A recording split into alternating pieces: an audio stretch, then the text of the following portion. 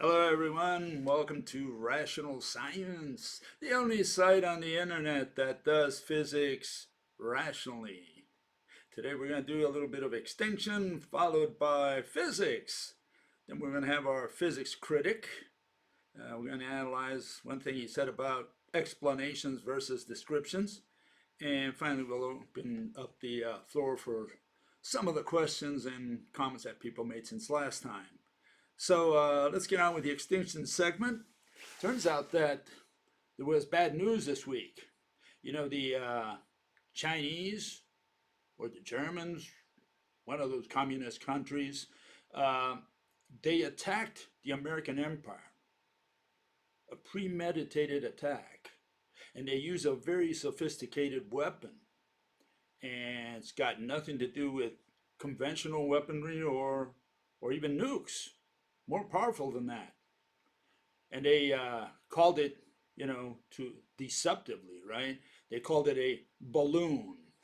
And here, let me show you what I'm talking about, okay? This is what they sent over, okay? And as you can see, it's flying around cities, spying on military targets. They even chased some people.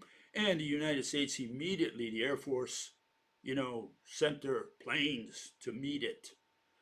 And, they weren't going to caught with their pants down again like in 9/11. Biden gave the order to shoot it down. And that's what they did. They just shot it down, and this monster, this flying whale, went down in flames. Okay? So, yeah, very, very significant issue, because here, they sent this thing over to attack without any provocation.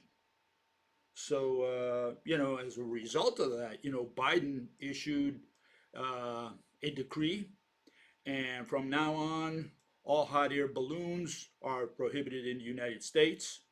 You're not allowed to fly in a hot air balloon because it's considered to be a spy device. And the Air Force will immediately approach you and make you comply with the law, okay? So yeah, I suggest that, you or should be worried about flying, over, especially over military installations. And then China, as a result of that, they first admitted that it was their device, right? And they said it got lost and whatever.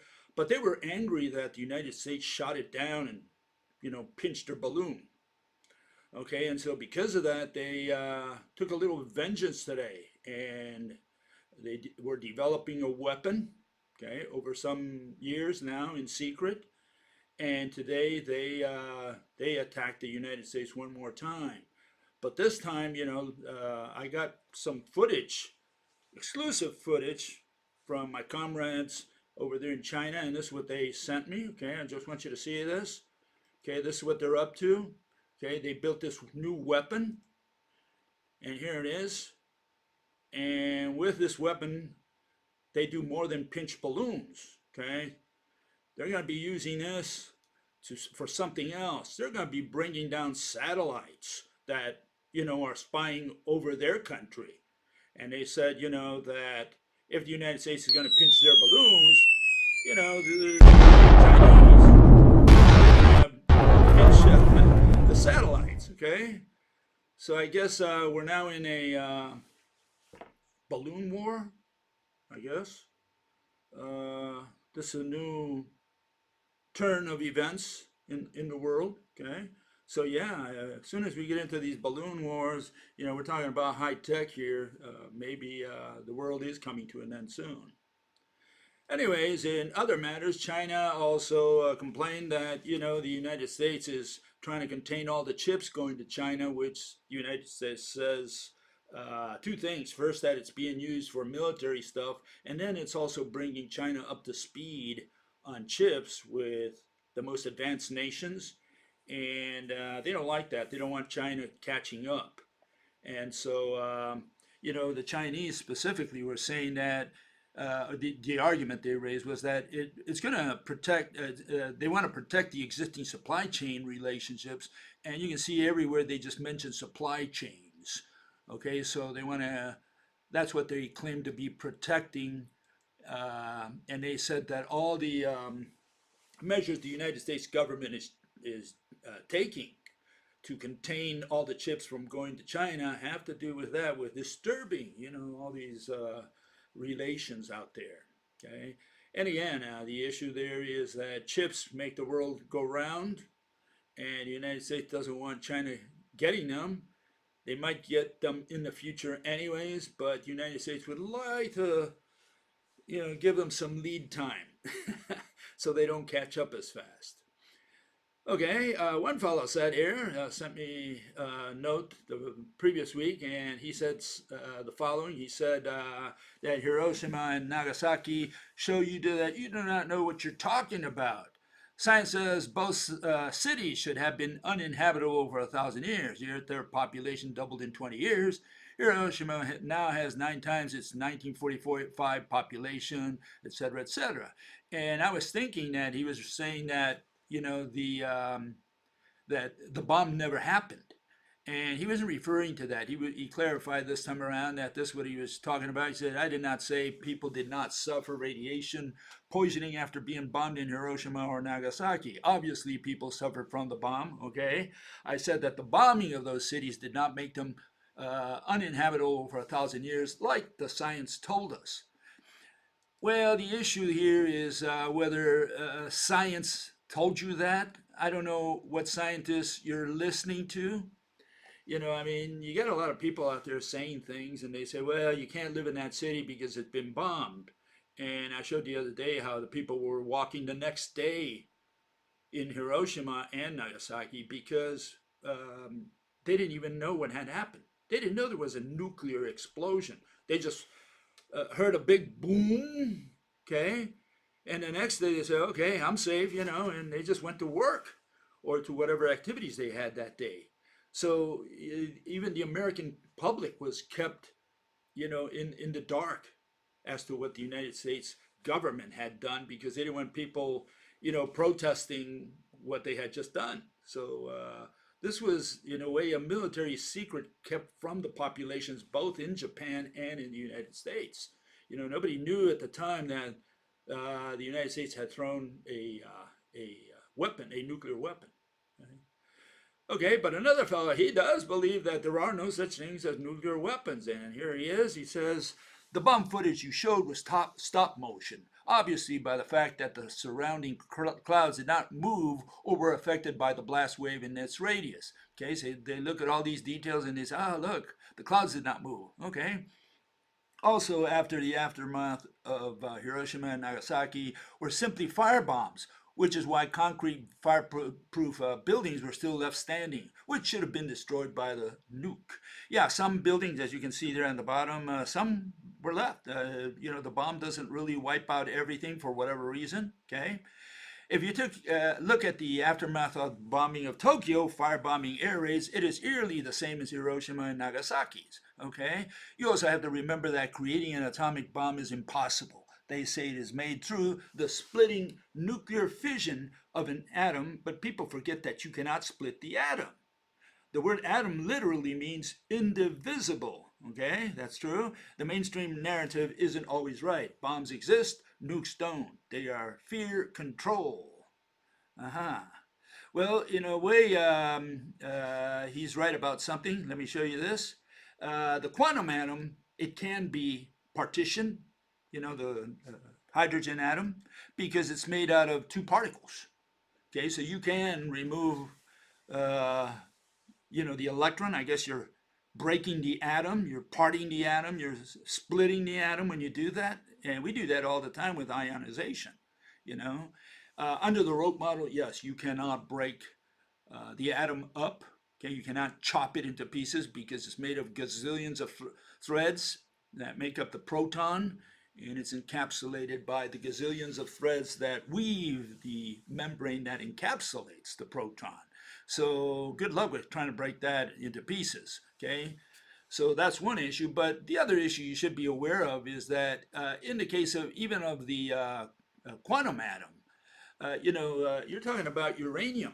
Uranium, you got to think of uranium as 92 hydrogen atoms plus some extra neutrons there. It's got 235, 238, depending on the isotope. Okay, but yeah, what they're saying is you've got this bundle of balls, even under the quantum model, right? You have all these bundles of balls. Each one you can think of as a hydrogen atom and neutrons, etc. And when that thing explodes, all these balls, yeah, they break apart. And so that is the chain reaction that they talk about, okay? So, yeah, you can split the atom, okay, depending on what atom, okay? And it's got to be one of the, even under the Rote model, only the hydrogen atom is unsplittable. Anything made, the higher atoms, anything made of two hydrogen atoms or more, that can be split up, no doubt about it. Well, so in that sense, we're in agreement with quantum mechanics as far as that issue is concerned. Okay. Paul also says the following. He says the reason why those cities weren't habitable was because of the living conditions due to the firebombing. No houses and no food from the destruction, not radioactivity. Once the cities were able to work their way up and rebuild again, it was ready for people to start moving back in. And again, all I can tell you is that they they did not leave the city uh, because people weren't aware it was a nuclear explosion. I don't even think the Japanese government knew at the time until they figured it out, not the next day at least, that what had happened was a nuclear explosion. Maybe some did, I don't know, but the people didn't know. They thought it was just war and there was a bombing and a lot of people got killed and that's all they knew. And they just went to work or whatever activities they had the next day. But more important than that, this is what you should look at, okay? And here's a listing of the cities that the United States bombed using conventional bombs, okay? And here it is. You can see 6 main cities there: Yokohama, Tokyo, Nagoya, Osaka, Kobe, and Kawasaki. Those were the 6 main cities, the biggest cities in Japan. I think they still are, some of those at least. And you can see all the other cities that they bombed and what percentage of the area was destroyed. And you will not see Hiroshima or Nagasaki on the list. And here's something that I want to show you here. It's what the city looked like, Hiroshima looked like before they dropped the bomb. Here it is.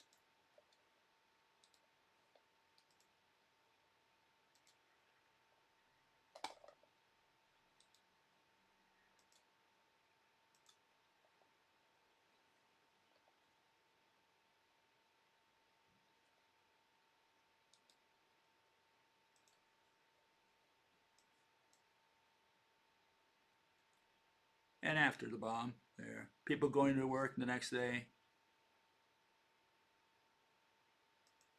Okay, so Hiroshima and Nagasaki, they were not bombed by conventional weapons, at least in any significant way. So you cannot compare them to Tokyo, which was bombed quite a bit.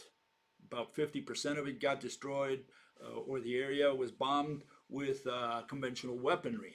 When you're talking about, the nuclear weapon, that was just one shot and it obliterated especially the center of the city. And they did choose this city partly because it had some military installations, and partly because it had not been bombed so much and because it wasn't as populated as some of the other ones. Okay, so there were some considerations in that regard. Okay, but if you want to look at damage done by radiation, which you don't believe exists, like nuclear weapons, or I guess uranium or radon or some of those radioactive elements. I don't know if you believe in any of those either. I mean, I think it was William Röntgen in Germany who 1895 who discovered this radiation. Okay, and these are some of the people who worked with it originally, and they were the Curies, okay, their family, and all of them died from cancer related to their exposure for so many years in their labs to radiation. Okay, and here are the Curies, okay, Pierre and Marie Curie, and their daughter, which was Irene, and her husband. And all of them except Pierre died from cancer related or radiation related, you could say, diseases. Pierre would have died of radiation disease if he wasn't stepped over by a carriage. So he died in an accident, but he probably was glowing in the dark as well. Okay. And then the other one that you might want to consider researching, if you don't believe that nuclear weapons are possible, here's the case of these two fellows, Harry Daghlian and Louis Slotin, and they were handling the Demon Core, okay, over there in Los Alamos when they were building the bomb, and this was after they dropped the bomb over Nagasaki, especially, right? A couple months later, and they had a little accident, nuclear accident over there, and the fellow on the left, Harry, he died within a month, and the other fellow went a few months later, had a similar accident, and he died like 9 or 10 days later from radiation. So yeah, you don't want to have radiation touch you. Okay, you might not believe in radiation and nuclear bombs and all that stuff. Think it's a hoax. It's just what the powers that be use to scare the hell out of people. I'd advise you to do a little more research on that subject, okay? And finally, this fellow says also, he says, no one can rationally and physically demonstrate what radiation is. He doesn't believe anyone can explain radiation. Well, what can I tell you? This is quantum mechanics version, especially of radiation coming out of a bomb, how a bomb works, okay, in general terms, okay?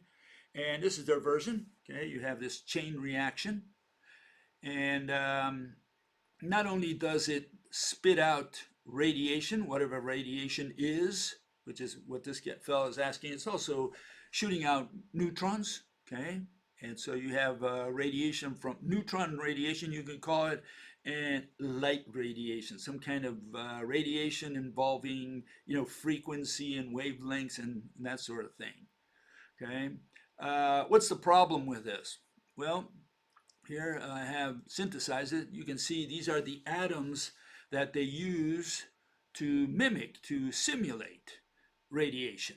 Okay, and those things that are being thrown out, those curlicues, well, those are some of that radiation. They just paint them as curlicue, and you say, what are those? What's coming out of them? And is the atom fabricating this every second out of what? Out of nowhere? There's out of space, empty space. How is the atom fabricating all these photons and waves and wave packets, from where? From the center of the atom, like it's an inexhaustible supply in there of beans, of balls, of grains of sand. Is that what it is? And here you see the waves, okay? And so, you can see how just a normal, any group of atoms, this is what you would see if you had God's eyes, okay? And the atoms there are still, you have that electron rolling around, okay? The nucleus falling from one orbital to another, energy level to another energy level, or rising. And by doing so, they emit these waves, and all these waves, they form that radiation, that word called radiation. And so this fellow says, we don't know what radiation is, okay? We cannot explain it. Well, yeah, quantum cannot explain it because what you're staring at, all those waves, those are vectors. Those are mathematical vectors, and a vector just has magnitude and direction, and its direction is perpendicular to the direction of travel of the whole wave.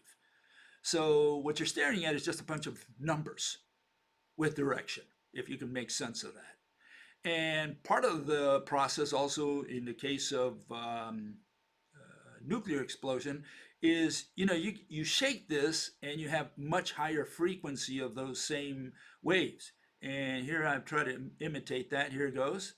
You can see they go faster, okay?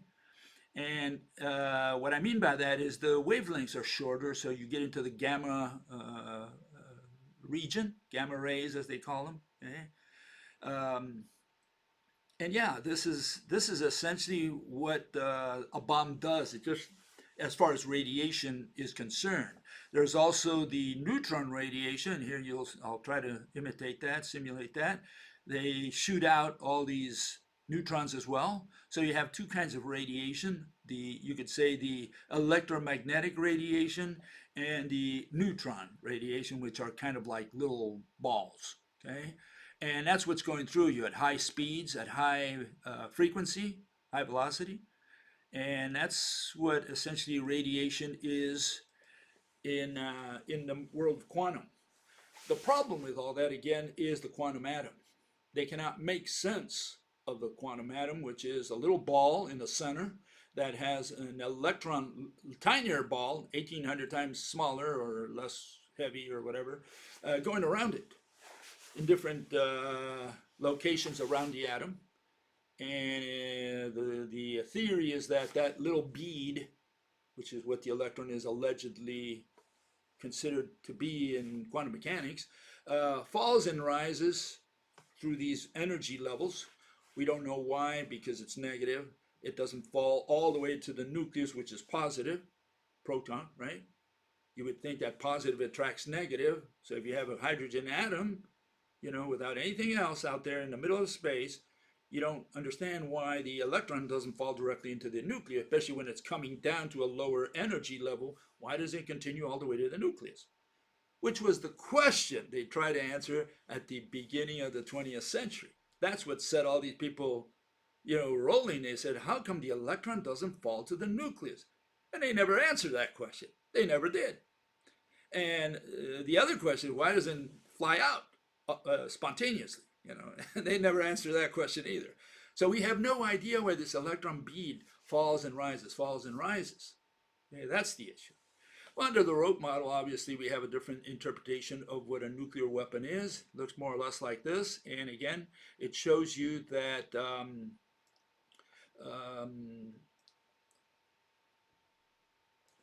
it shows you that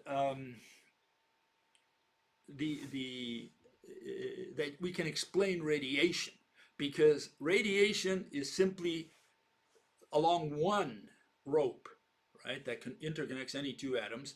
You have torsion, and then that's constantly torquing, and the rope is constantly torquing. And then if you take the aggregate all that, that's what we call radiation. So we do have an explanation for radiation. So does quantum mechanics. They do have an explanation. We do know, we can explain, we can describe, I guess, what radiation is. The problem with the quantum version is that, again, they're atom. And that's where we differ from them. Here's our atom, okay? Okay, these are atoms, and they're expanding and contracting. And what you're looking at is essentially the electron shell that's expanding and contracting. And by doing so, it torques the rope. What happens during a nuclear explosion? Well, things get a lot faster. And here, let me show you. Let me put this up here. So now you can see what's happening. It goes much faster. Okay, or higher frequency, as they call it. The ropes are torquing at a higher rate, and the atoms are pumping at a higher rate. And because of that, the links in the ropes are shorter. And that's why you get into the gamma range and X-ray range and all these other good stuff. And according to the rope model, it also shoots out, all these neutrons, because you're talking about what you're really referring to here is the uranium atom that's being split apart. So we have no problem with that. So we have no contradiction with quantum mechanics in that sense. Okay. So let's get it straight. What we have is an atom, and an atom is a membrane, the electron shell that encapsulates the proton star, made out of every thread of coming from every atom in the universe, okay? And any two atoms are connected by a rope, which is made of two threads. And what the atom does is expand and contract, and by doing so, it torques the rope. The aggregate of all that motion is what we call radiation. Okay? So we do have an explanation. Quantum has an explanation. We just don't accept the quantum version because they cannot illustrate a hydrogen atom, the simplest of atoms. We don't expect them to illustrate a 92 proton uranium atom. Just one hydrogen atom will do, and they can't do that. What are they going to illustrate? A proton with a little bead going around it, which is what everybody illustrates out there. And then the quantum mechanics tell them at the end, well, by the way, that's not our atom. So we spent 2 hours working with this atom, and then at the end of the show, they say, well, that's not our atom, by the way, you know, it's not our atom. Okay, so here, let me tell this fellow especially, you know, what to expect if a bomb is thrown, okay? And here you will see how people react. It comes from a movie. This is Hollywood, right? But how people react when there is a nuclear explosion, or when one is about to fall. Okay, here it goes. This is what people do. They go to the store. That's what they do. And they all look for what? Food. Okay, food. That's the issue. And they kill each other for food. They fight if necessary. Everybody just wants to grab a piece of the pie when a disaster's coming your way.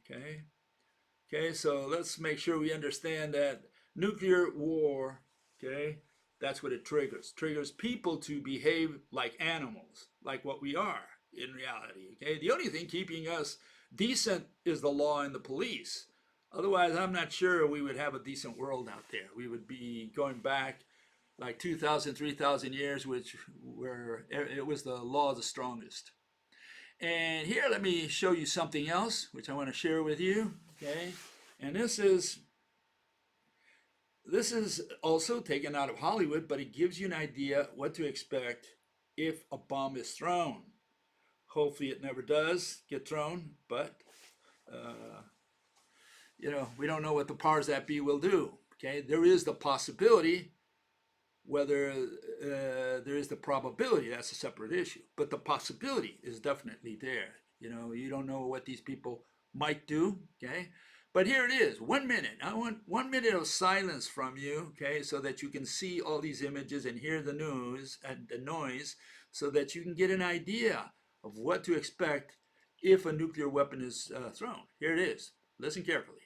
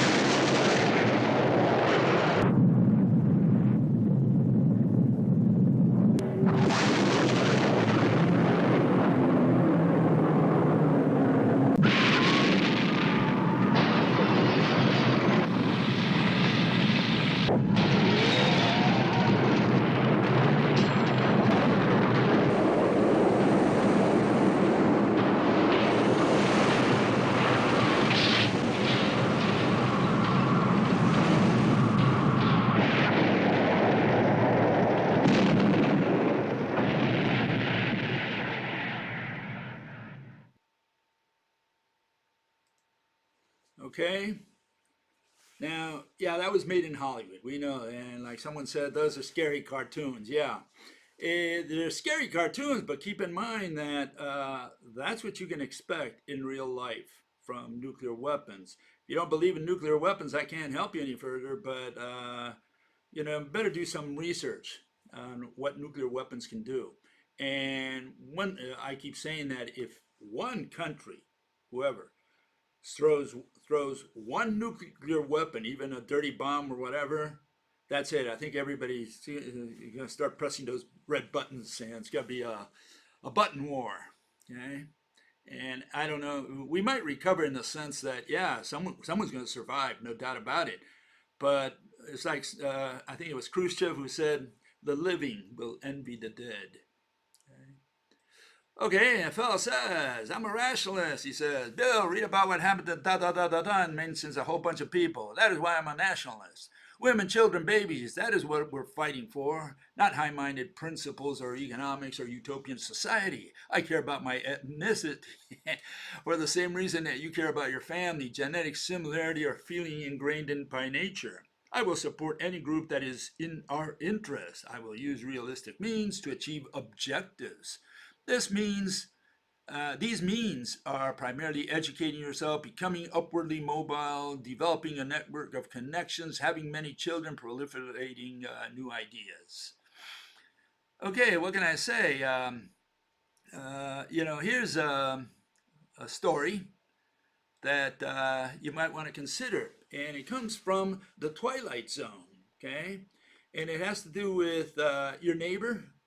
And it turns out this fellow was building a bunker in his basement, and they kind of laughed at him, joked about it a little bit, and suddenly, there was a scare that there was going to be a nuclear war, that the bombs were coming, and so he locks himself in the basement. He's only got food for his family. Guess what his neighbors do? And Rod Serling put a good idea on that. I did a cover on this, so here it goes. Let me show you this.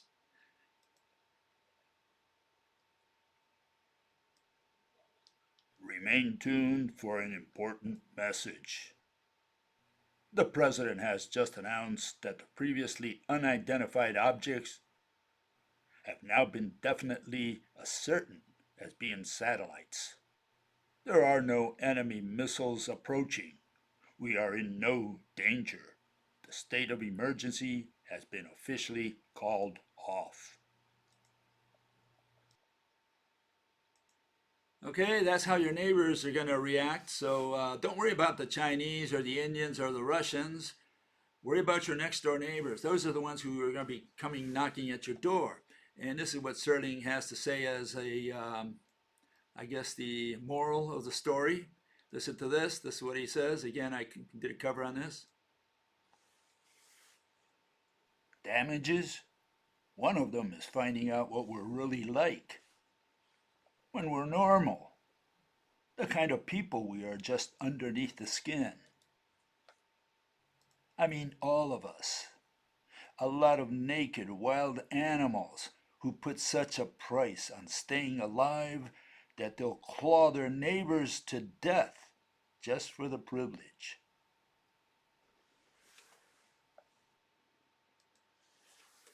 Okay? That's when we find out we are animals, and we think like animals when things get rough. As long as government's there to keep us, decent.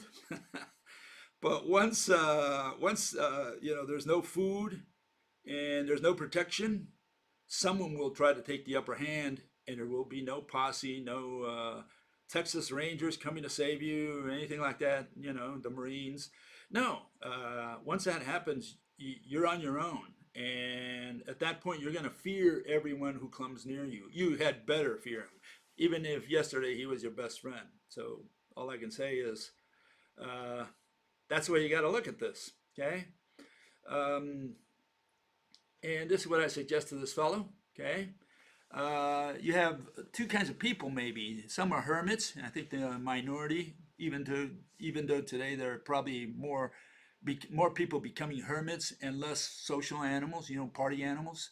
Fight for freedom, fight for the flag, for apple pie, fight for nation, race, objectives. Having children today in this day and age, uh, you know, I don't know what this fellow has going through his mind. Populate, what's he trying to do? Populate the desert or what? It's too abstract. And all I'm suggesting that you keep it real. Fight for yourself. Fight for your loved ones. Okay, and that's different than fighting for what objectives, he said. I had objectives a long time ago. Fortunately, I wised up, got out of my objective. Today, I have no objective except to die. That's my only objective. But fighting for apple pie and the flag and all that stuff, and the suffering of other people on the other side of the planet. Well, you know, again, if you're not Jewish or Palestinian, don't get involved in Israel. If you're not Armenian or Azerbaijani, don't get involved in that war. And if you're not Pakistani and Indian or Indian and Chinese, don't get involved in those wars either. You got nothing in common with those people. You just worry about what's around yourself. Drink your beer, have a good time, play golf, whatever you do. Enjoy life. Okay. When it's over, it's going to be over, and you're going to say, well, what did I live? Well, I lived worrying about the other world, side of the world. That's what you worried about. In other news, we have this nose. Autism diagnosis rate tripled in less than 2 decades. What does that mean for schools? Well, the problem I've got with what they say is that they say, well, it's genes and environmental circumstances. They have this idea that it's got to do with environment and food you eat and stuff like that, and they give genes, lip service. They say, yeah, genes also. No, autism, as far as I'm concerned, that's all I can tell you, is that it's been around for quite a while, a few centuries for sure, but it's because we've inbred for over 200,000 years. That's why we have people with mental problems today, aside from the fact that we're crowded in cities. And again, you should look at John Calhoun's experiment. He was a psychologist. Look it up, a utopian universe, mouse universe. And he produced autism and homosexuality in the lab. Okay, and he started out with clean, straight mice, ended up with homosexuals and autistic mice. In fact, his comment was that they stopped being mice. And the question is, will we stop being humans? Like retarded? And just in case that didn't do it for us, we have this note. Humanity will reach its peak within just decades, trend shows. They're talking about the population of the world. It's probably going to be no more than 8.8 billion in the end. After it reaches a peak of 10 billion, or some, it'll start dropping down to 8.8 billion. Those are the projections. And they say that all these fertility rates, it says today the UN says 2/3 of the global population lives in a country or area where lifetime fertility is below 2.1 births per woman, roughly the level required for zero growth in the long run. So they say because of this, by the end of the century, instead of going up, the population's going down. This is what the graph looks like. Okay, and you can see that most of the population will be in Asia and Africa, and South America, North America, and Europe will be a small portion of the world population if things continue as they are now. Okay, so not only are we becoming autistic and have other mental problems, but on top of that, our population is going to curve. The population pyramid is overturning on us. And if you think that's a recipe for another 100 years, 200 years, 1,000 years, 1,000,000 years, well, think again. Not only will that affect our population per se, but it'll affect our economics. And so you got to put all these ingredients in there to figure out that no, we probably will not reach. In fact, I say we will not reach the end of the century. And I'm not saying me, I certainly won't, but neither will anybody else. Okay, I think our species is due for extinction. Okay, so let's move on here. We're going to talk about um, what is it? We're going to talk about a line today. What we're going to do is we're going to define what a line is, because some people had problems with that. Okay, and so let's make sure we all are on the same page today. After today, we know what a line is. So how did we start? Well, we started the other day, and we talked about, not the other day, we talked already 3 or 4 sessions now on the universal movie. Okay, and here it is. Fell on the other side. Give me a second here. Here it goes. Okay, we talked the other day about this, the universal movie, and we said it's a tool. It's a tool we use what? To identify objects, one, to define static concepts, and to differentiate them, static from dynamic concepts. And among the static concepts, we have direction. Okay, direction is a static concept. Some people believe direction is a dynamic concept, something that's moving or something. Okay, so that's where we started. Okay, let's just go with this. And then I had to define direction, and this is the path I took in reasoning. Okay, I said, well, these are the things that you require to define direction, or apparently this is what you do need. Okay, you need 2 objects, which automatically makes it a concept, because the word concept is defined as a word that includes or embodies 2 objects. Okay, so that part's taken care of. We need 2 objects. They need to be facing, and one object, no matter how it's facing, one face always faces another object. Okay, 2 objects have distance between them. It's got to be between 2 surfaces. Aiming, it has to be straight, and it has to be made of a single piece. You cannot chop direction into pieces. Direction is made of a single piece, or what you can say is continuous. Okay, so what are the conclusions? Well, it's a static concept. It's qualitative, okay, meaning it doesn't belong to math. Continuous, made of a single piece, straight, distance with an arrow. That's what essentially what direction is.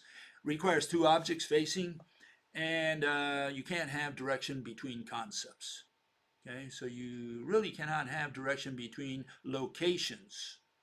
Okay, so those are the definitions I came up with. The 2 ones that I favored was the first and the second one, in darker red, line between 2 objects and straight edge.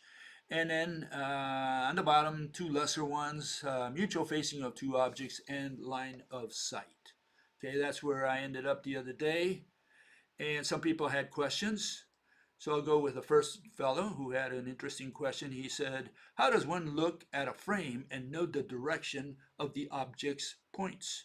Having trouble picturing direction as static. And he does have a point. Here we have 2 points, 2 things, 2 balls.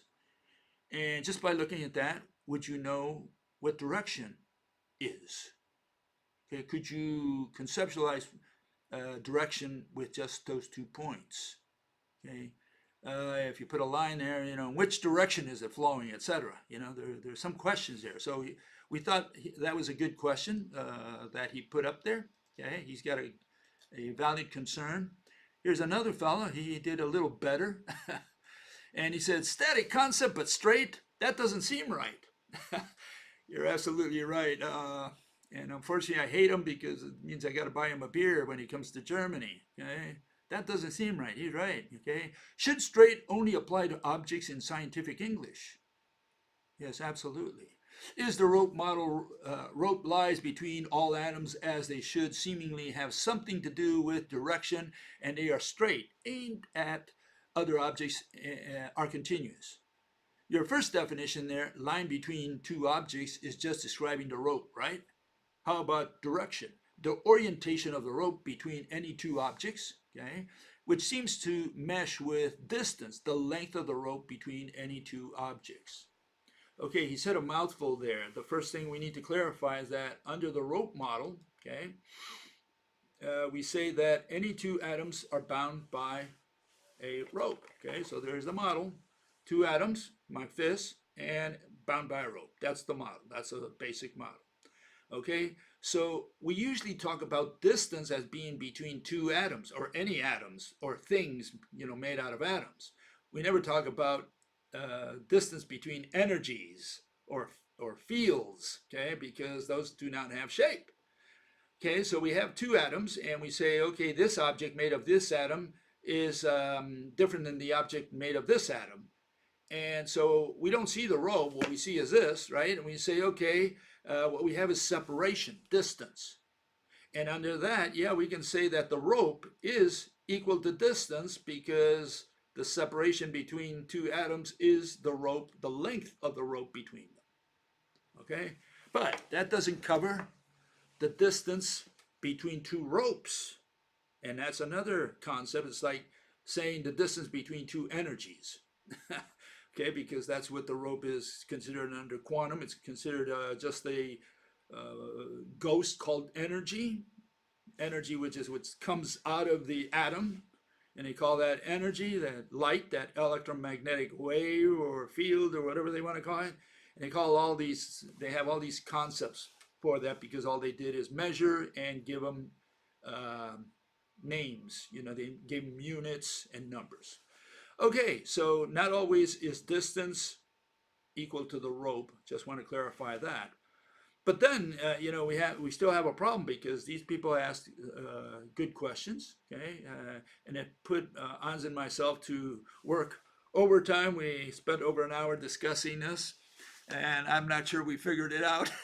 I'm just going to do my best here today, so please don't embarrass me too much. Okay, I'll do that. I'll do that myself, please. Okay. So here it is, okay? Let's start slowly. Here we have distance, okay? We have two objects in our universal movie, and we have that, that stick there, that white stick, and we call that distance. But actually, we put that stick in there by force. It shouldn't be there. In other words, you should not confuse the stick, which is an object, with a concept called distance, which is what this fellow was referring to, okay? This is what it should look like. This is what you see, okay? We put this in there with our minds or sometimes even drawing on the board, right? But this is what's out there, okay? So let's just make sure that we understand that part, that we do not need the stick to conceptualize distance. We tend to replace distance, the concept, we reify it and put a stick in there and call that line, we call that distance. Okay, so let's make sure we understood that part first. Okay, this is a little tricky because this is a very hard word to define, no doubt about it. Okay, and so here let me show you something else. Here we have distance and also direction. I want to show you that they are not dynamic concepts, either one, distance or direction, okay? So we have distance, and what happens is the mathematicians, they do not use the distance at the top. The stick is separate, which represents separation, again, reification. What they do, they have distance traveled, which is you see on the bottom one there for the distance, okay? And if they're going to do that, what we recommend is that they reify it, but then they should put a line made of dots or dashes so that we know that they're talking about locations or movement. The solid stick simply illustrates that it's a single, it replaces just the distance, the separation, okay? And the same thing with direction. Direction, you would think, all we need is just to put an arrow at the end of distance, okay? And direction is not a dynamic concept, so if you're going to represent direction with a dynamic concept, you should use a dotted or dashed line. And again, we're saying that's wrong, okay? It's not what direction is. Direction is a static concept. Therefore, if you're going to reify it, if you're going to use an object to represent a concept, at least use the stick, okay, the solid stick, and not the dashed lines. And conversely, for those who think it's dynamic, at least be honest and put, the dotted or dashed line. That's what we recommend for any reification of lines, okay? Either you talk about many locations, numbers, whatever you want to call them, or you talk about a single separation. Okay, and if we illustrate them differently, at least we don't get lost in the concept that it's either static or dynamic. Okay, let's keep the illustrations right. Okay, so um, here we have the question this fellow asked. He said, look, we have two dots there. Please tell me which way that thing is pointing, or what direction do we have there? And so it's a valid question. Okay, so let's see if we can answer some of these questions. And again, all I'm going to do today is really embarrass myself, okay? But we'll do our best we can here. Okay, let's start with our universal movie, okay? Here we have the universal movie, okay? And we're going to build upon this. First, we're going to put two objects there, okay? We have two objects or two locations, you could say, okay? Remember, the object is different than the location. Location has to do with the set of distances between those two objects, okay? Okay, so now we are going to conceptualize distance, okay? So what we do is we typically put a stick between them, but remember, the real distance is this one there, okay, where there's nothing between them. And what we do is we put a stick just to represent the fact that we have a separation. We'd like to put a solid stick so that we know it's not traveling, it's not a bunch of locations. What we have is simply separation from one surface to the other. Okay, so far so good. Okay, so now what's the issue? The issue is that when you are looking at direction, okay, you could say, like I said the other day, that direction is distance with an arrow at the end of it. Okay, and so here we have, the same distance, but now we're going to put an arrow. We're not going to ask what the arrow means or anything like that. We'll just say, look, it's distance with an arrow. solid stick, right? We're going to put an engine arrow at the end of it. Okay, and so we say that's how we illustrate direction. But even this is wrong. There's something wrong here. And let's go with what's wrong with it.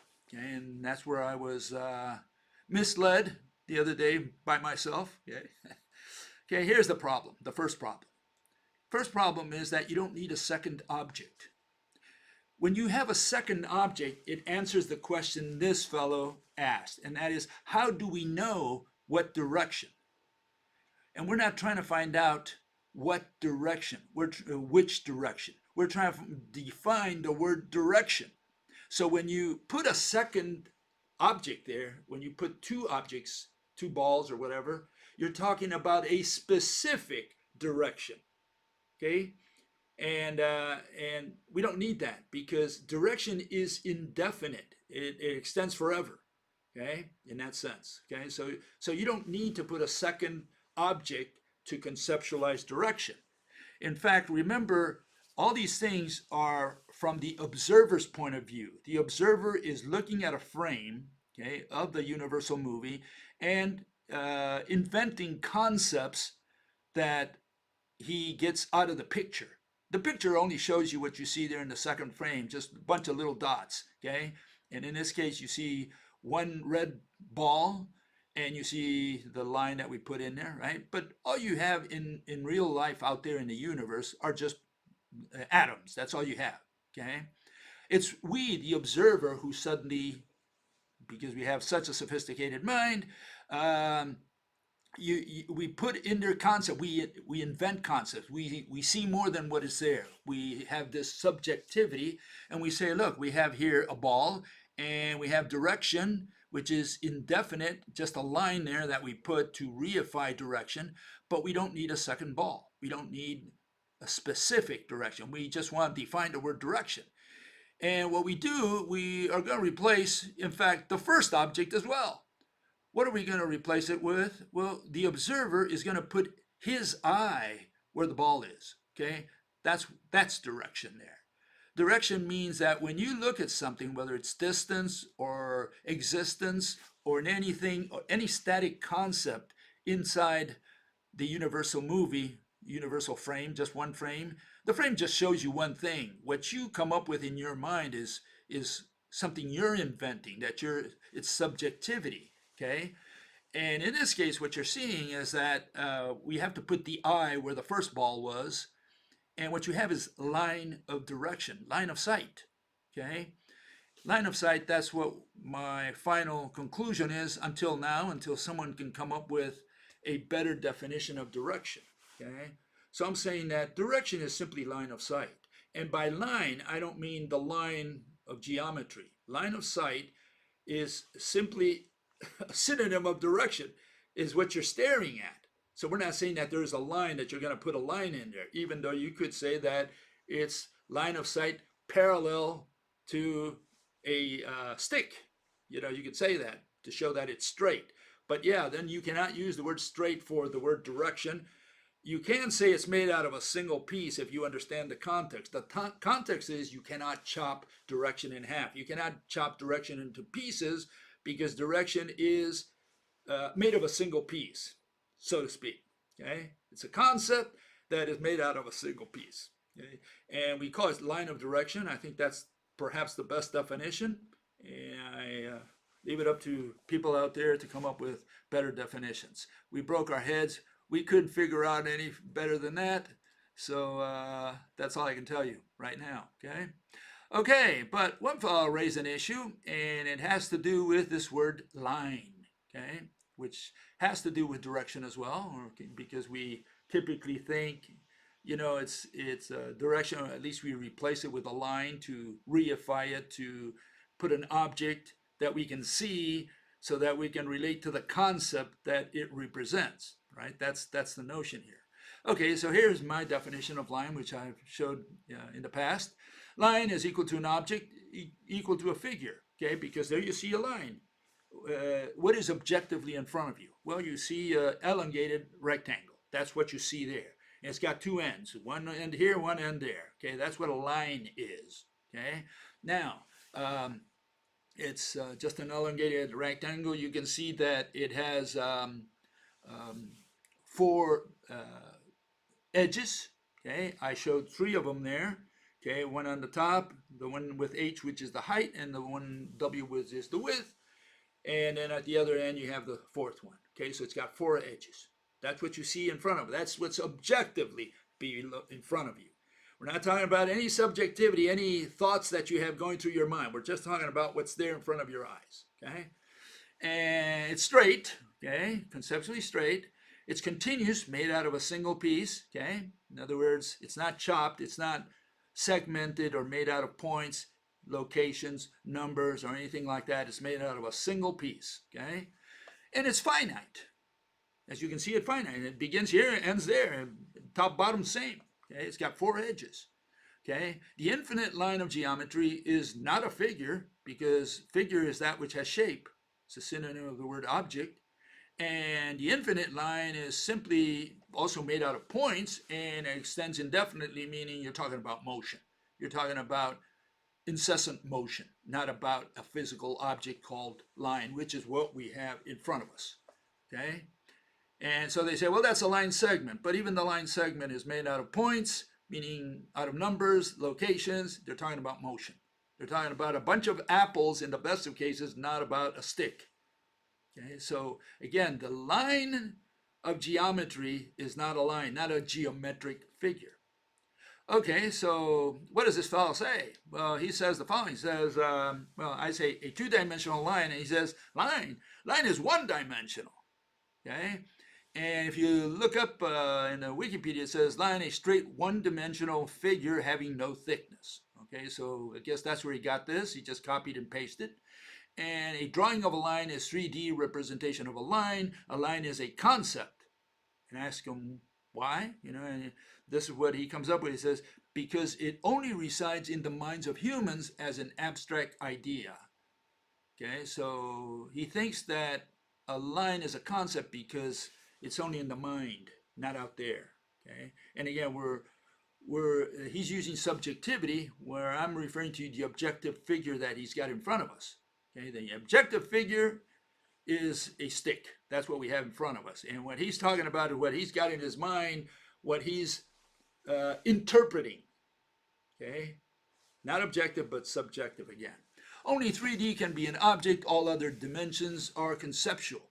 And a fellow answers him, says, abstract ideas have no dimensions. An idea is not an object, and thus has no shape.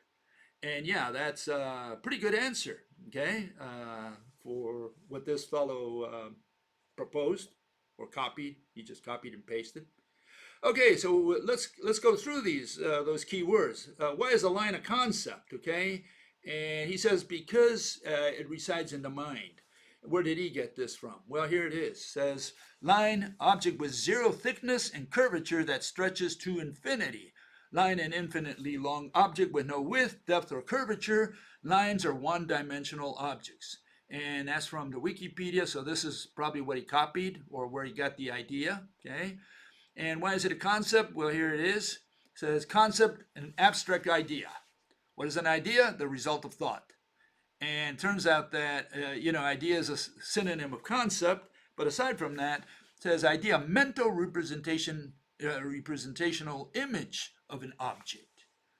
Okay, so we've got a lot of contradictions, you could say, or problems with these definitions because if it's if an idea is just a representation of an image or an image of an object, what are we saying there?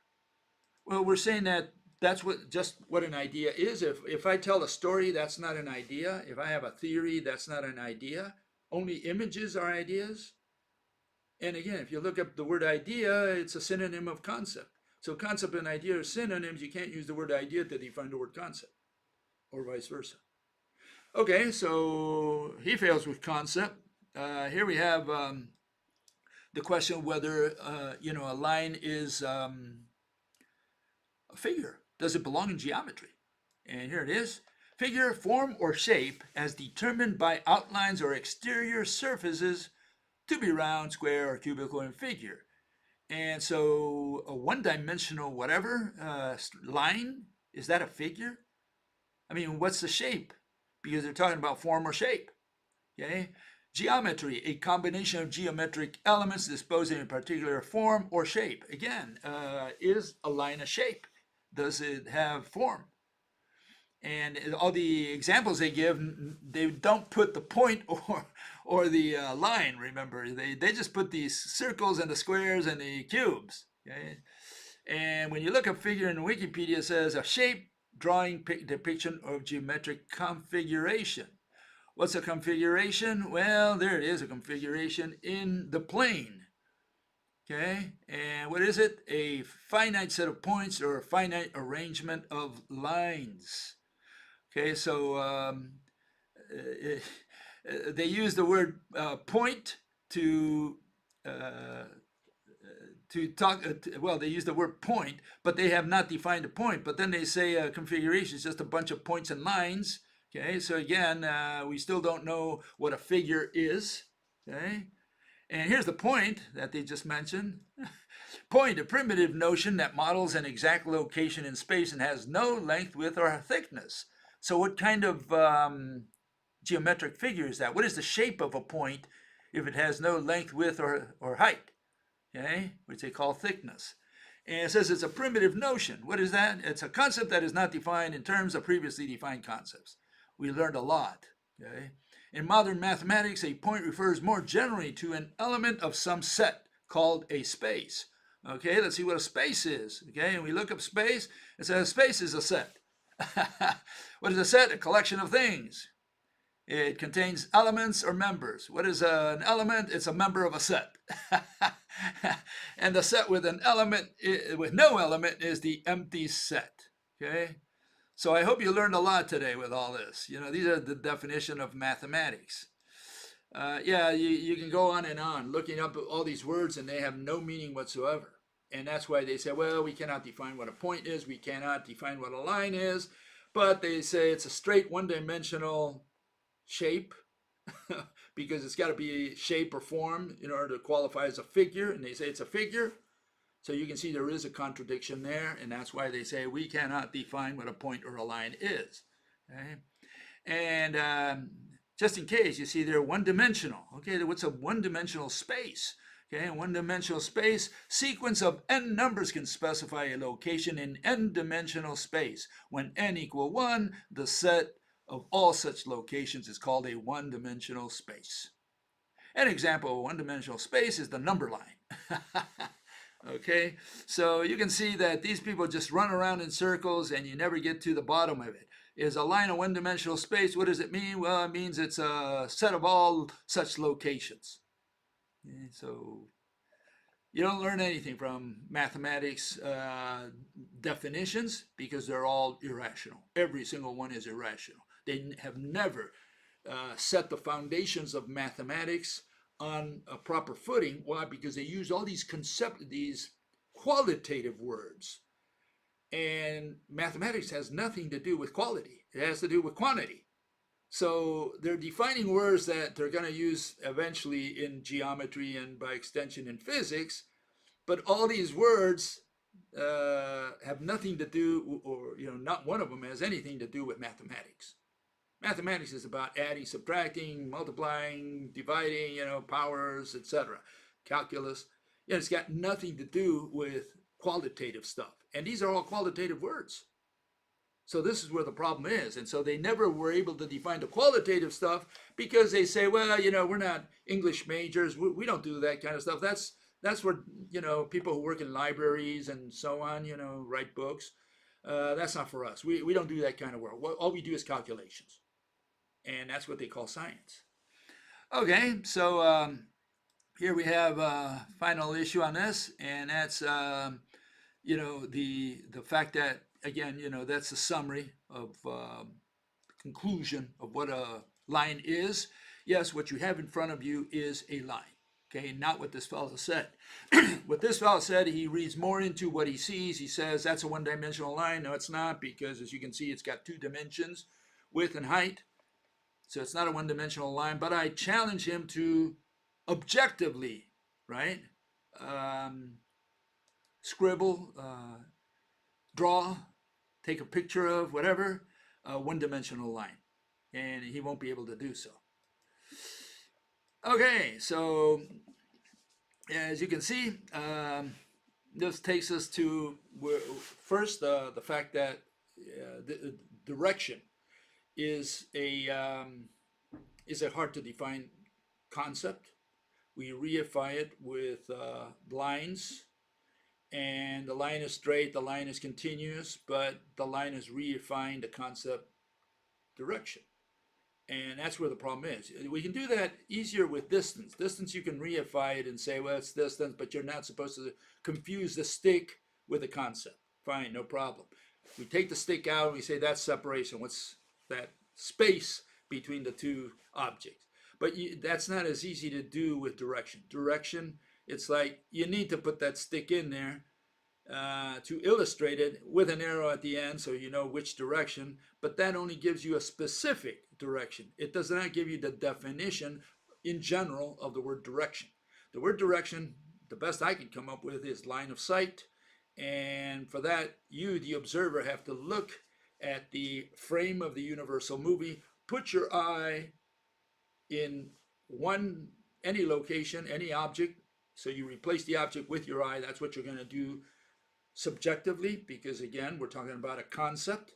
Okay, and concepts have to do with the observer. We created all concepts. So you put your eye, okay, you go through the motions of putting your eye at any location, any object you want, and you stare out. That's called line of sight, and that is what direction is, as far as we're concerned. Maybe you have a better definition. Okay. Okay, let's move on to our science critic. Okay. Let's see what he has to say today. And he talked about the fact that he believes it's semantics to talk about the difference between explanation and description. In his mind, they are synonyms. And if you get too much into the nitty-gritty, he said, well, now you're doing semantics and I don't want to talk with you anymore. And, and they walk away. They don't realize we have to resolve these issues. Okay? We have to define these words. We cannot leave the room. The room is locked. There's 8 billion people in this conference room. No one can leave until we define the word explanation and differentiate it from description. A lot of people think that an explanation is just a series of descriptions. And no, that's not the case. And so they should look more closely at these two words. And let's go with what this fellow had to say first, okay? And then we'll move on to answer him. Okay, here it goes. Give me a second here. Here it goes. The questions and issues to be addressed in this rebuttal include: is a description the same thing as an explanation? And is pointing out the differences between description and explanation a trivial exercise in semantics? One day, I hope that Bill Gates will realize that explaining and describing are two sides of the same coin, and that all he's doing is talking about semantics here.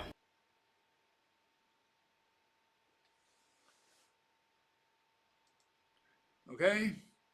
Okay, so what's the problem with what this fellow says? Well, let's go first with authority, okay? Because these people are heavy on authority. So let's bring authority to bear, and here we have Mr. Donald Simonek, and this is what he says. He's a professor emeritus at the university, physics, and he says, science doesn't explain, science describes. Okay? Now, why did he say that? Well, because he's not a physicist, he's really a mathematician.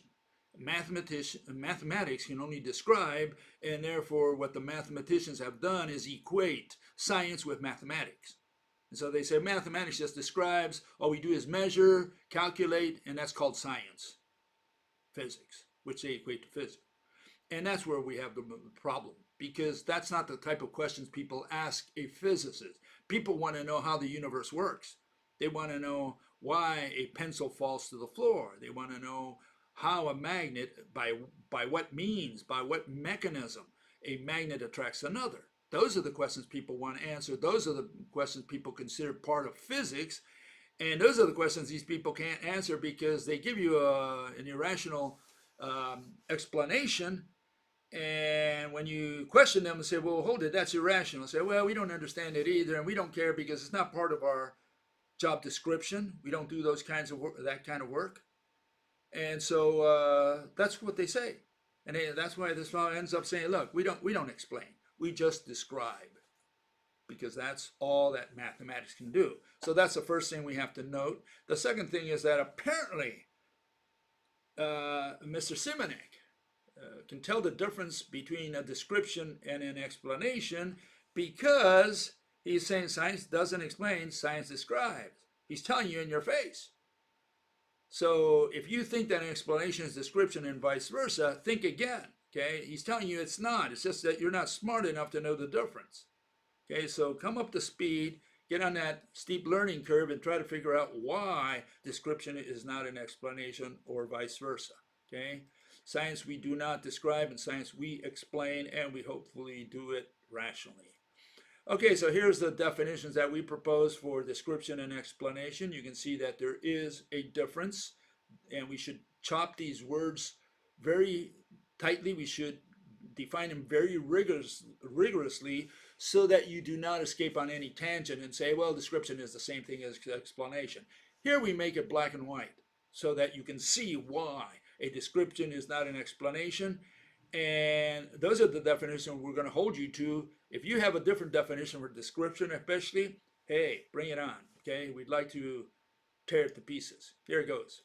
Okay, description, to describe, right? A listing of properties of a physical object. That's what a description is. We just list the properties. Okay, so we say a chair, it's got 4 legs, brown, made out of metal, whatever. That's a description. Okay, and if you measure it and say it's 10 feet, you're also giving me a description. You haven't explained anything so far. Okay, in science we use adjectives to describe objects. We use adverbs to qualify or characterize motion. We would rather use, by the way, a different notion for when we have motion. When we're, for example, describing something that happened versus describing a chair or a tree or a rock, we would like to use a different word, a narrative, and to narrate. Okay, when you narrate, you're describing, but you're describing something in motion. It could be a movie, whatever, motion of a tiger, whatever. Then you're describing. We call that narrate or narrative or narration. Explanation, what is that? Well, that's a little different. The causes, okay, underlying a phenomenon, as far as physics is concerned, a physical interpretation, a movie of a mechanism. That's what it is to explain, to disclose the manner in which a consummated event occurred. And now you can see why mathematics, so-called science, right, does not explain according to the mathematicians, because they cannot explain. They cannot explain in a rational manner. It's not part of their job description. Okay, and here are some examples. Okay, again with the definitions. Description, a typically chronological listing of properties or behaviors. Okay, and you can see the gravitational field of the sun, known as curved spacetime, is the centripetal force that causes the Earth's almost circular orbit. Okay, you have not explained anything with that. Okay, you have not explained the cause of gravity. All you said, look, there's a field, whatever that is, because it's not a physical object. Okay, and you have curved spacetime, again, not a physical object. And so we do not know what prevents the Earth from flying out of the solar system. Okay, what causes it? And then at the bottom you have another example. If the electrons in each of the magnets spin in the same direction, you have a strong magnetic field that produces attraction. They have not explained attraction. All they say that when a magnet attracts another, it turns out that the electrons are spinning in the same direction. That's what they're saying, but they're not saying the cause. You cannot explain with the twirling of electrons how a magnet attracts physically, it pulls on another magnet. Okay, or even if they go in opposite directions, how they repel. So the problem is that these are not explanations, but people think these are explanations, and that's where the confusion arises. That's why this fellow who says, "Oh, it's just semantics," no, it's not semantics. It's that he's just not smart enough to understand the difference between an explanation and a description. On the other side, you have the explanations, the why, okay, the causes. Explanation revealing the causes that underlie mechanisms. There you see examples. The centripetal force that keeps the Earth bound to the sun is mediated by cables. That would be an explanation. We don't care if you believe in it or not, whether you agree or like it. What we're saying is this is an explanation by someone. Theorists can come and say, look, everything's connected by cables, and so now we can explain why the Earth doesn't fly out of the solar system. The one on the left, the blue one, cannot tell you that by saying, look, it's curved space-time, because he's curving a concept. You still don't understand the cause, the physical cause. And then at the bottom there, bottom right, angels holding hands between two magnets and pulling causes attraction. You may not like that theory, but that is an explanation. It's an explanation of how a magnet attracts another, because you can visualize it. I can make a movie of it. Put angels, on each side of the magnet, and they pull on each other. So you have explained a mechanism, whether you like it or not. The guy on the left, he said electrons spinning, that's not an explanation. He hasn't explained the cause. Okay, he's describing and introducing the explanation, the description as an explanation. Okay, and yeah, for these fellows, it's all semantics. It's all word salad. It goes in one ear, comes out the other. They're not even paying attention, because they don't understand the difference between an explanation and a description. And so for them, yeah, it's just word wizardry. It's just semantics. Okay, let's go on with some of the questions, comments people made since last time. Here's the first one. Fellow says, if a tree falls in the forest and no one is there to see it, does it make any sound? If someone was deaf, would sound exist? If sound is our bodies reacting in the way, biologically, mechanically, how sound works, does sound exist? Sound is our perception of it. It is mechanical and biological. It exists as more than one person can see this. Sound is a biological process, or we would just say motion waves or the motion of air. Okay, so what is the issue? The issue is that sound is a concept, okay? So hopefully sound is not something you can illustrate, okay? So we cannot use our eyes to talk about sound, okay? The best you can do to illustrate sound, you wouldn't be illustrating sound itself, but the mechanism behind it, which is rarefaction and compression of molecules. That's all you could do. Put a bunch of balls there and say, look, this is how they compress and Rarefact, and they go back and forth, and that's sound. Okay, that you can say. But sound is produced by the tree when it falls in the forest, whether there's anybody to hear or not. It stirs the air, it does compression and rarefaction of the molecules around the tree. So sound is produced. Whether there's someone to hear it or not, that's irrelevant. Okay, we're talking about sound, meaning the vibration of air. Okay? So yeah, you don't need to hear it in order to or be near or anything like that in order to produce sound. Sound has nothing to do with the observer; it has to do with the emitter. Okay? Here's another fellow. He says, "Physical presence is existing. Not all physical presence are objects." Well, I don't know what other objects he's thinking of. Ghosts, spirits. I don't know. So he's got to specify which physical presence is not an object. Okay. Again, these people put comments, one-liners, and they don't put an example. They say, for example, but they don't do that. So I had to put one in there. A ghost, I guess. I don't know. Is that physical presence? Is that an object? Okay, here's another one. It says, is light a noun or a verb? Okay. Is it an object or a concept? Is it the rope or the torque of the rope? An object has shape. Yeah. Oh, by the way, we don't have to define what shape is. Gee, can't define your terms. You switch up your definitions as you go along. Okay, the first thing, let's address that second issue. Yeah, we do not define shape. We do not have to define shape for several reasons. Okay, and the first one is that there's 8 billion people in this conference room, and the doors are locked. No one can leave until we define the word object. We need to know what an object is.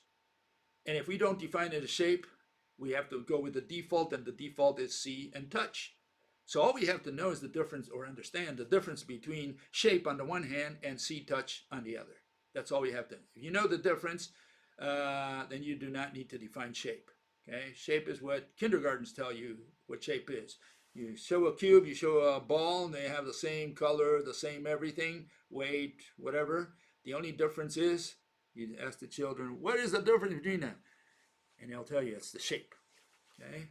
And the other issue is that we don't cater to devil's advocates, extreme devil's advocates. They just want to win a discussion. They don't want to define the word, because if they want to define the word, you say, okay, what is shape? What is the definition of the word object? The word object is the one that concerns us, not shape. And so if they have a different definition, hey, put it on, then we can check shape against whatever you propose. Okay, so please bring your definition of object before we get into the definition of shape. And then, of course, when you define shape, they say, well, what does this word that you use to define shape mean? And they go on and on and on. They want to go through the whole dictionary. In science, we do not define every word in the dictionary. We only define those words that make or break our theories. Shape is not one of them, so we do not define shape like we do not define and, but, or, a, the articles, the pronouns, a lot of that stuff. We don't define every word in physics. We just define those words that we need to make our case. Okay, so yeah, we do not define shape. We don't have to. Now, he asks, is light a noun or a verb? Well, light is a very confusing word, because light includes the rope. Okay, that's the object, and the rope is torquing. Okay, and so we have a noun and a verb in the word light. Specific word light. Okay. Now, you can refer to each one as long as you know which one you're referring to. You're the presenter, and you say, look, I'm going to mediate light with a rope. Okay. And the torquing of the rope is the signal.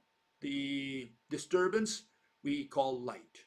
But you need the rope because you need a physical object. Quantum has no different. Quantum has particles. Okay, and so they say, look, imagine a bunch of little balls going in series. Okay, and all these we're going to call photons, and all these photons, that's what we call light. So is light the ball, or is light the movement of the ball, the striking the target? And it's both. It's the ball and the movement. That's what light is.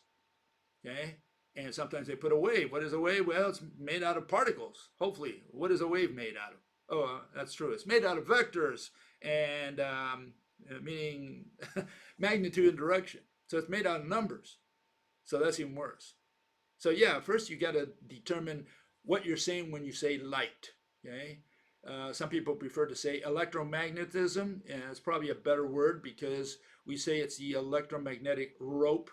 That's the object that mediates light. But light is a dynamic concept because it involves the object that's moving. It's like saying, what's a jumping kangaroo? Well, kangaroo is the object. What it does is jump, and we call that a jumping kangaroo. Light is a jumping kangaroo. That's more or less the context, okay? So it's not that we just invent definitions that we go along and avoid the ones that are inconvenient. We just stick to what we need. We don't need the word shape, okay? We don't need it for anything. And what we need to know is or understand is the difference between shape and on the one hand and see, touch on the other. That's all we need to do. As long as you understand the difference, we're okay. And if you don't like those two criteria, sets of criteria, hey, bring on whatever criteria you have and we'll check it against shape. No problem. We'll see if it's as universal as shape is. All objects have shape. There's not a single exception. But if you have a different definition, we'll find out if your definition, your criterion, the one that you're going to use to define the word object, if that applies to every object in existence. And there are no exceptions. Okay, that's the issue. That's the task for you.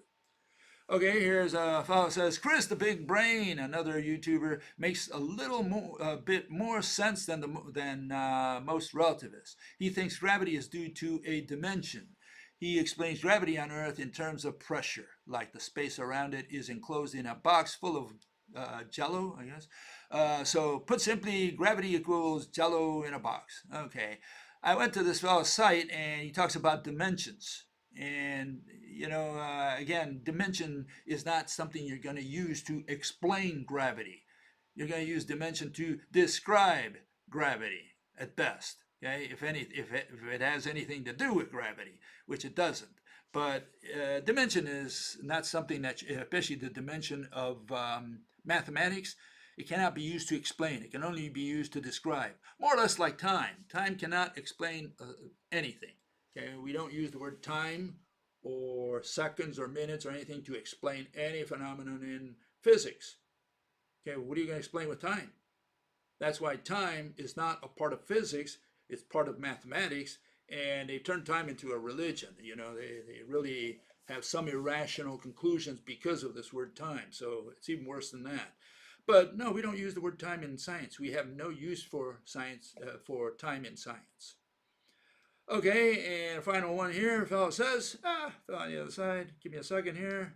Sometimes they do that to me. Okay, fellow says, science is based on facts. Okay, facts cannot be argued away. Well, what is a fact to you is a lie to me and vice versa. What you know for sure is just a belief. You just have certainty of your belief. So knowledge is certain belief or more certain belief than belief.